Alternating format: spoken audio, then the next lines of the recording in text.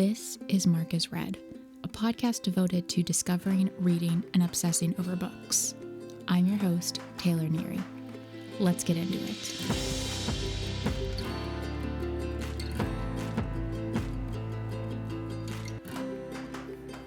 Season 4, Episode 1, Assistant to the Villain and Apprentice to the Villain by Nicole Maehrer.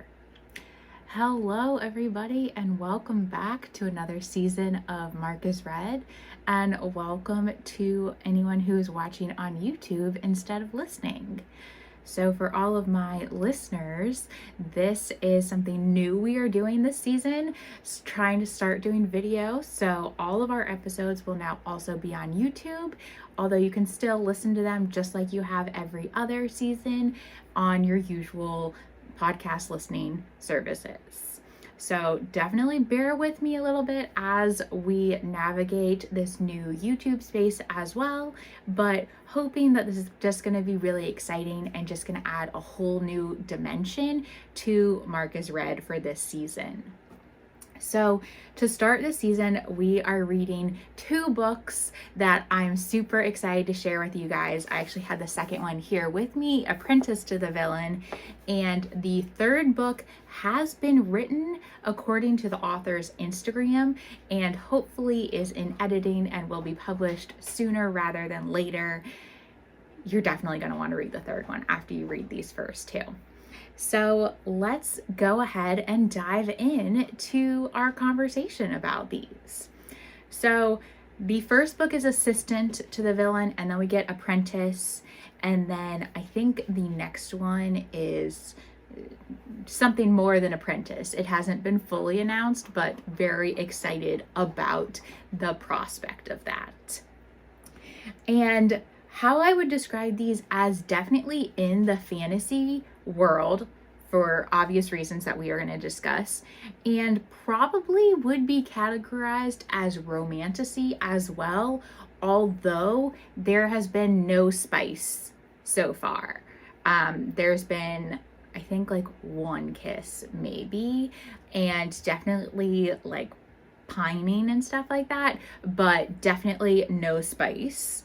So it definitely leans more towards the fantasy than the romantasy genre if you had to choose. However, I think the best thing about these and the best way to describe them is the banter. And I knew this from the pre-chapter of the first book, and this is exactly how I described them to my sister, and I think it maintained across the 2 books so far, and it's probably one of the reasons I love them so much, is that it does not take itself too seriously as a fantasy book. It definitely leans into some of the more campy aspects of fantasy, and then there's this incredible banter between the female main character and the male main character that I think whether or not it was a fantasy or something completely different, the banter would still be incredible and still make these worth the read. So normally we break up 2 books into either 2-part episodes or 2 individual episodes, but I wanted to put these together, one, because they're not very long. This is the second one. They are pretty quick reads, but also because instead of being like, oh, this is the first book and things kind of come to an end, the first book very much ends on a cliffhanger that leads directly into the second book.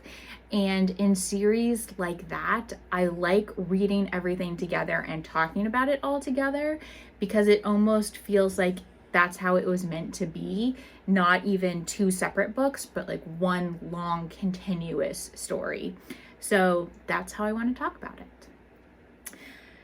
And I guess let's just dive straight into the plot. So the whole premise of this is that our main character, Evie, is looking for a job. She runs into this guy who's literally referred to as the villain, capital V, capital villain, for most of the book until we learn his real name, and somehow convinces him to hire her as his assistant. And she's just rocking it, running his office, getting everything sorted, but it's also like there's a torture chamber. His office is doing villainous things. But you find out pretty fast that he's not actually like evil villain, you know, like attacking random people who are innocent. It's very much targeted towards the king and his army. So there's also all of this political undercurrents as well. But then you also get the office drama. Like Evie doesn't super get along with one of the other workers named Becky, who we actually get to know quite a bit more in book 2, and who is actually super amazing. But it's kind of the best of both worlds in terms of fantasy and office romance into one book that actually has like really solid plot where you don't exactly know where it's going. There's great character development, there's humor, and the author is so good at the banter. I mean, I feel like we have talked about banter in the past on the podcast, but this level of banter really reminds me of Book Lovers Emily Henry vibes. I mean, just very believable conversations that are just so enjoyable to witness or read, and really, really, really make this story. So it is a fantasy, and there is all of this like political intrigue and drama, but also it feels a bit more lighthearted than that and is just fun. And I think something that I love about this is that, you know, he is a bad guy, the villain. They are doing bad things, but it's just so unserious in moments that it doesn't have that like dark heaviness that a story like this might have otherwise. I will also say the villain kind of gives me Hades from the Disney movie Hercules vibes. If Hades was cuter and obsessed with Meg in like a I want to date you because you're amazing kind of way, which is just really great and highly, highly recommend. So very much enjoyable. Also, did I mention that there's a frog, except the frog is really a person who's been turned into a frog, but he has little signs that just have one word on them, and he just holds them up, and it's very much comedic relief, but also just so creative and cool. It's very good. I really like it.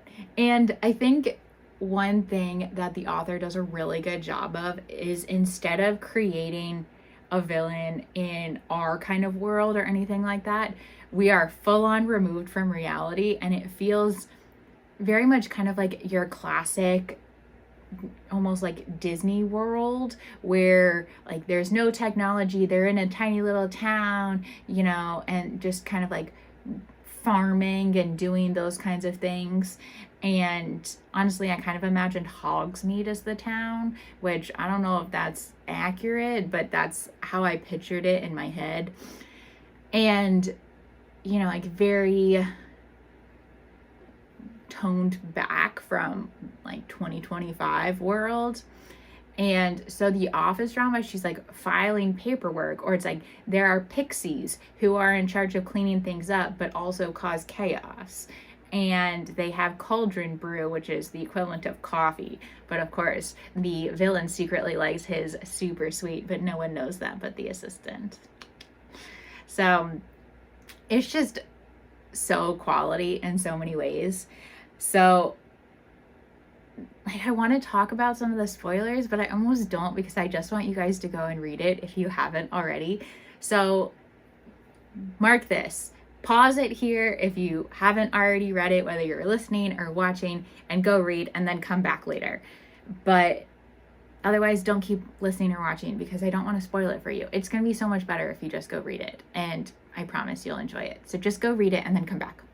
So now that you're back, the first book super ends on a cliffhanger. I mean, the villain is taken, and so Evie is kind of in charge, but also like definitely trying to get the villain back, but we don't really understand what's happening. I think the first book, Assistant to the Villain, is very much setting up this world and kind of establishing everything. And, you know, there is some like trouble and things like that, and you had to deal with Evie's dad, which honestly did not see Evie's dad being the bad guy coming. I mean, he was kind of questionable the whole time, but also wasn't really present. So I just assumed he was kind of a throwaway character.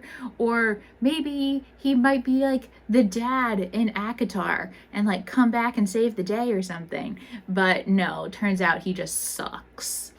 And then, you know, like you have to deal with all that. But then it really ends with like things dramatically are going to have to change.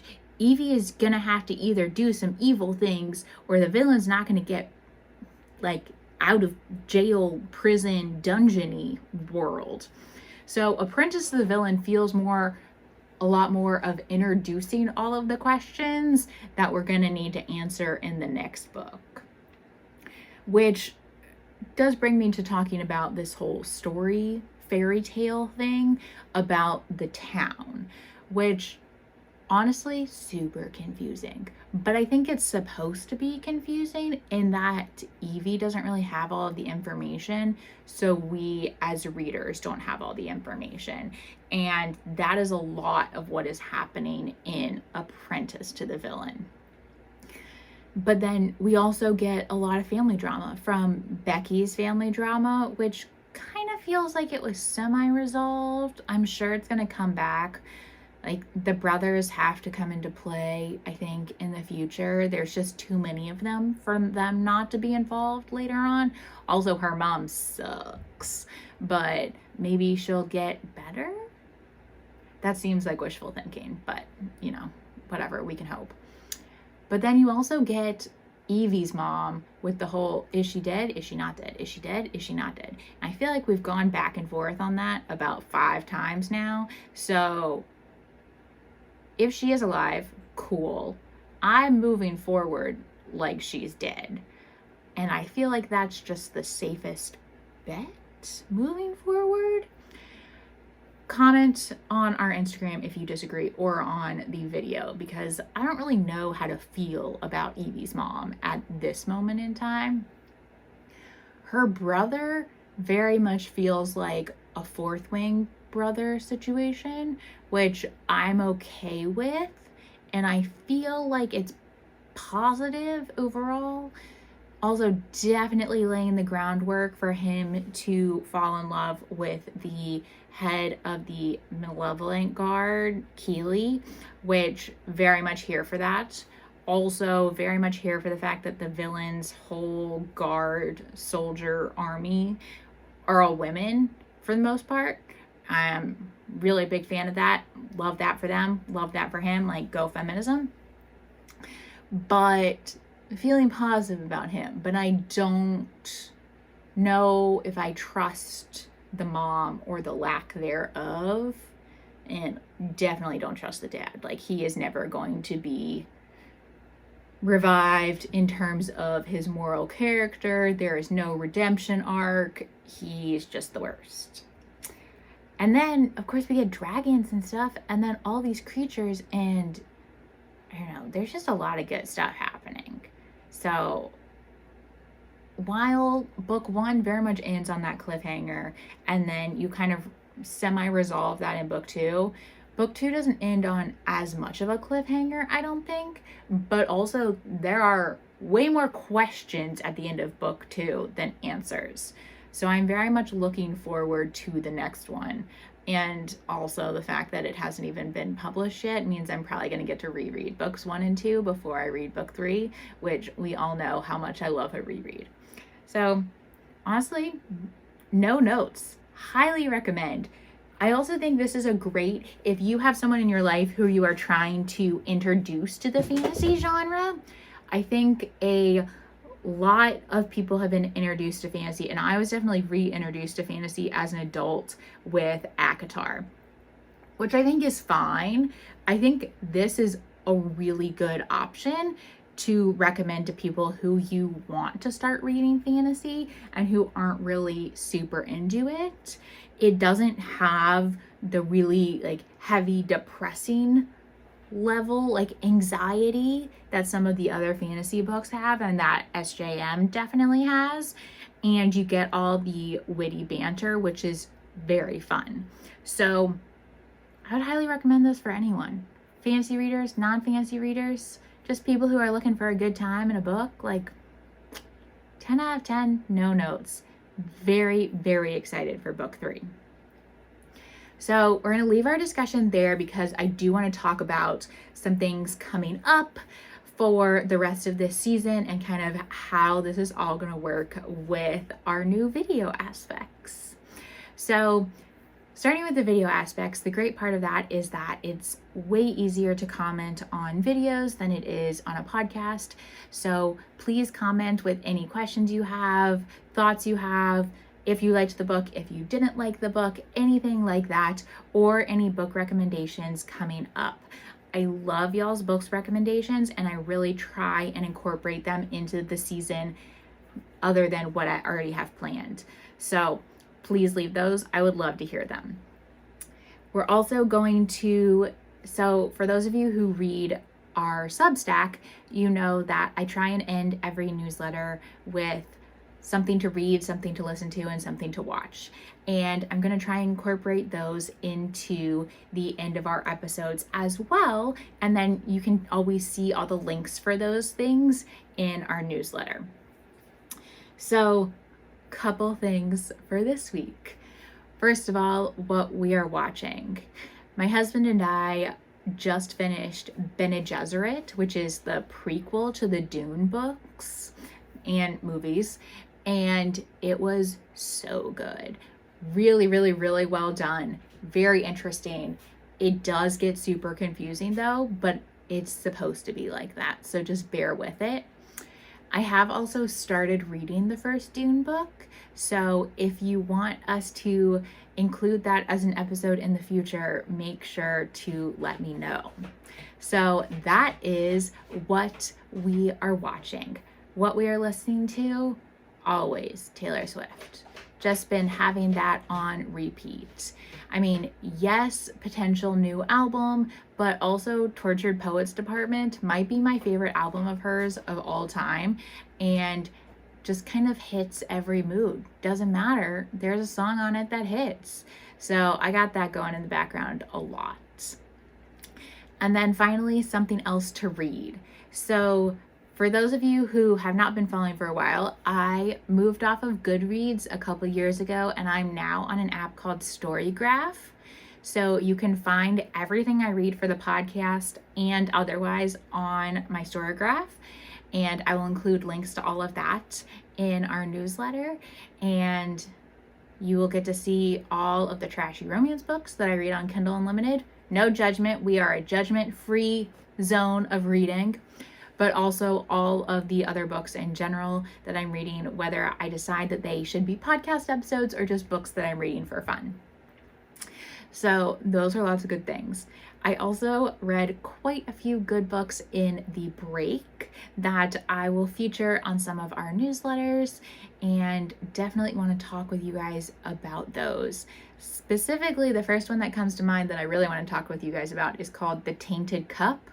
So stay tuned for comments on that in the future, because the sequel to that is coming out later this year, and I definitely want to talk about that in an episode. Also, don't worry for anyone who was worried. My Onyx Storm copy has already arrived. We'll be reading it, and it will 100% be an upcoming episode. But thinking about upcoming episodes, it's not going to be our next episode. This season, we're going to try again and do alternating fantasy and non-fantasy books for every episode. And then, of course, we will have our mid-season nonfiction break, and already got some really great books lined up for that, so stay tuned. But for our first fiction book of the season, we are going to be reading Beach Read by Emily Henry. So, as you guys know, we already have read one Emily Henry book for an episode, which was Book Lovers, which honestly may be one of my favorite books of all time. But I found this gorgeous Beach Read copy with the sprayed edges at a local bookstore when visiting my mother-in-law over Christmas. Shout out to Paper Cut in Wilmington, North Carolina, one of my favorite local bookstores that I always get tons of stuff at. But this version was just so gorgeous that I knew I had to get it. And I feel like it's just gonna be perfect to warm up our cold January, February days and kind of like give us a little break from all the winter. So that will be our episode for next week. And that's all I got for you guys today. Definitely stay tuned for lots of fun things coming soon this season. And of course, I love to hear from you guys and can't wait to hear all of your comments about these books and any thoughts you have about books to read for the season. Also, any comments you have about the videos. If you like the videos, if you don't like videos, I'd love to hear all of it. So I will leave it there for now. Until next time, happy reading.